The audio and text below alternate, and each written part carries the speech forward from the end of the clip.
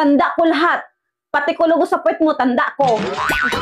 Ang sabi niya, napuukan ako ni Nats. Niyaya niya ako ng mag-alaana. Tapos na may mag-alaana, umuwi na ako.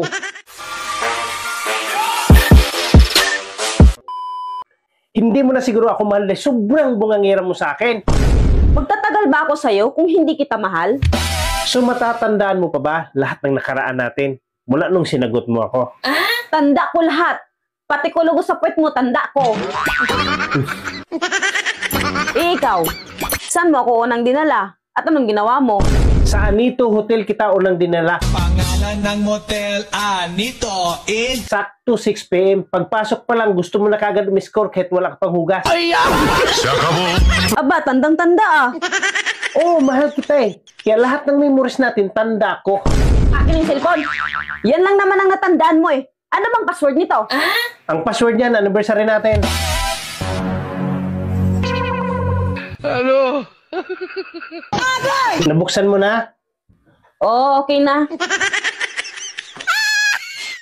Nabuksan mo ba? Oo.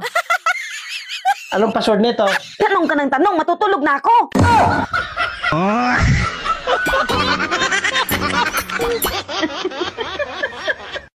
Alam mo, nakakatuwa yung bagong kapitbahay natin ng maganda. Yung kararating lang galing Bisaya. Bakit? Ano ba nakakatuwa sa kanya?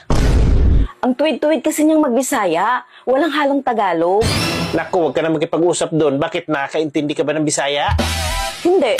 Pero nakakatuwa lang kasi. Ganun palang punto ng Bisaya, no? Tsaka nabanggit mo nga pangalan mo eh.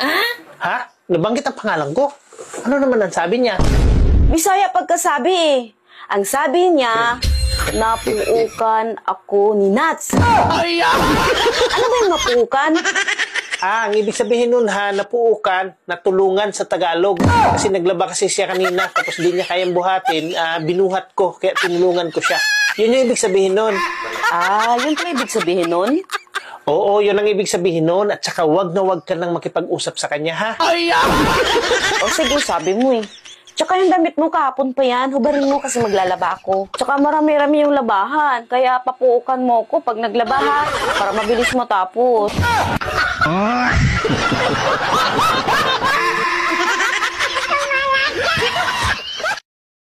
Totoo ba yung nabalitaan ko? Buntis ka daw? Oo, totoo. Paano nangyari yun? Malamang kinanta ako.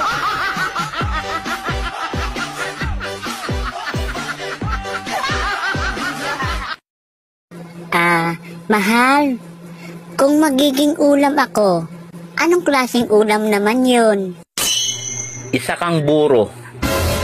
Ha? Mabaho. Pero masarap. Gago! Kaya naman mo yung kapatid ko? Oo. Tapos pagdating namin doon sa bahay niya, niyaya niya ako ng mag-alaana. Tapos na may mag-alaana, umuwi na ako. Ano nangyari sa kapatid ko? Naku, tumulo yung pawis niya. Nangyaya ka? Bakit ka magalit? Dapat nga magpapasalamat ka pa eh. Ha? Magpasalamat pa ako sa ginawa mo sa kapatid ko? Ha? Ang dumi naman ang isip mo. Wala naman akong ginawa sa kapatid mo. Anong wala? Kasi sabi mo lang kanina na ang laki ng ano ng kapatid ko?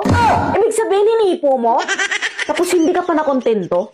Pagdating sa bahay, inanaanak mo pa? Iba naman ang nasa isip mo. Ang ibig kong sabihin, nung nasalubong ko yung kapatid mo, ang laki ng ano niya, dala niya.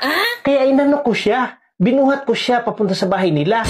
Pagdating namin sa bahay niya, nag-ana-ana kami. Kumain kami. Yun yung ibig kong sabihin, ang dumi naman ang isip mo. Kain pala yung ana-ana?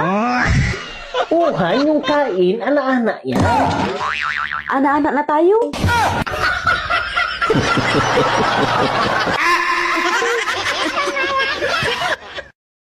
Maghiwalay na lang tayo, Han. Aba, hindi ako papayag. Bakit ayaw mo? Di ba sabi mo, hindi mo na ako mahal? Kasi nga, bihira na lang yung lalaking kagaya sa'yo. Bakit mo nasabi? Kasi, sa panahon ngayon, ikaw na lang ang supot.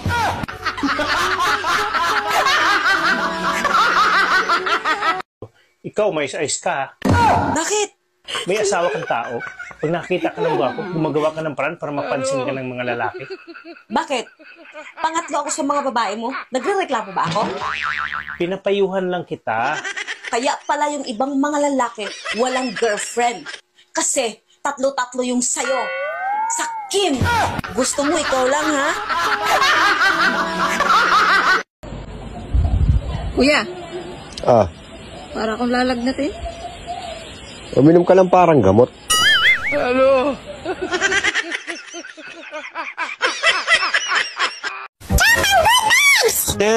Ang dami daw magandang niloloko ngayon. Ano? Talaga? Anong inaarte mo? Huwag ka mag-alala. Safe ka.